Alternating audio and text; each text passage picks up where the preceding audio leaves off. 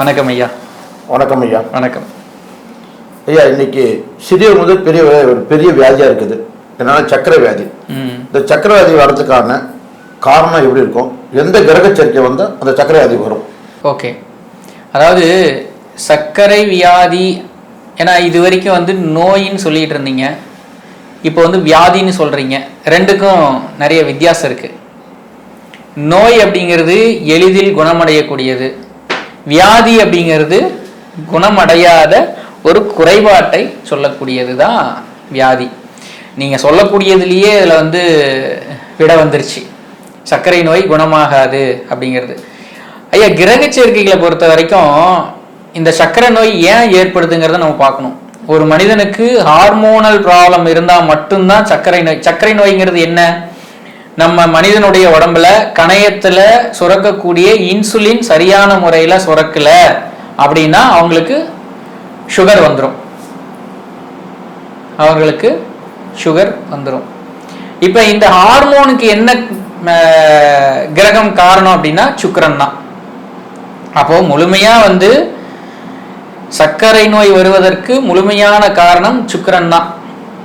இப்போ ஒரு 30-40 வருடங்களுக்கு முன்னாடிலாம் என்ன சொல்லுவாங்க? பொதுவா பணக்காரம்பா அதனால சர்க்கரை நோய் வந்துருச்சு. கேள்விப்பட்டிருக்கோமா இல்லையா இந்த வார்த்தை? நீங்க ஏன்னா என்னோட நீங்க வயதுல மூத்தவங்க, நீங்க கேள்விப்பட்டிருக்கீங்களா இல்லையா? ஆமாங்க ஐயா. அதாவது சர்க்கரை நோய் அப்படின்னா பணக்காரங்களுக்கு மட்டும்தான் சர்க்கரை நோய் வரும் அப்படிங்கிற மாதிரியான ஒரு வார்த்தைகள் இருந்தது இல்லையா?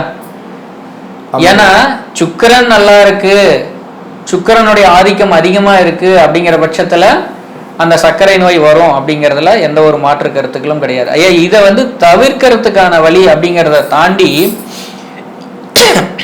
இந்த சர்க்கரை நோயை பொறுத்த வரைக்கும் நம்ம எண்ணங்கள் தான் இந்த சர்க்கரை நோயை உருவாக்குது.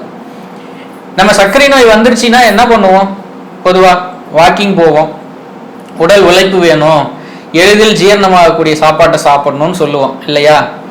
அதுக்கு என்ன காரணம் அப்படின்னா, இப்போ ஒரு கிட்டத்தட்ட ஒரு 70% இந்த உட்காந்துட்டே வேலை செய்யறாங்க, அல்லது இந்த கவர்மெண்ட் ஜாப்ல இருக்கிறவங்களாம் எல்லாருமே ஆஃபீஸில் உட்காந்துட்டே வேலை செய்வாங்க இல்லையா? இவர்களுக்கெல்லாம் சுகர் கம்பல்சரி இருக்கும். கிட்டத்தட்ட ஒரு 90% இருக்கும். நம்ம அதில் வந்து யாரையும் குறையெல்லாம் சொல்லலை. என்ன அப்படின்னா, உடல் உழைப்பை தாண்டி மன உழைப்புன்னு ஒன்று இருக்கு இல்லையா?